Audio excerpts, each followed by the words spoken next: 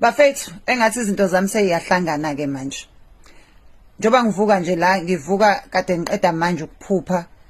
Ngiphupha ngikwi-event yabona nje a nice party nama billionaires nje with other billionaires or Jeff or Patrice or Elon.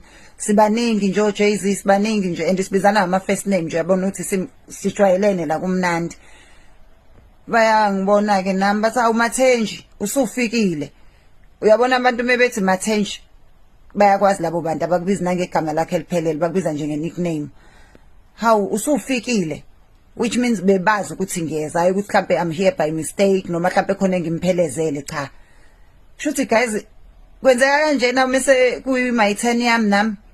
Hayi guys shuthi it's my 10 and into engithuse kakhulu khona abanye engibathembile sinabo khona la engibathembile abangeniswa kuthiwa your name is not on the list.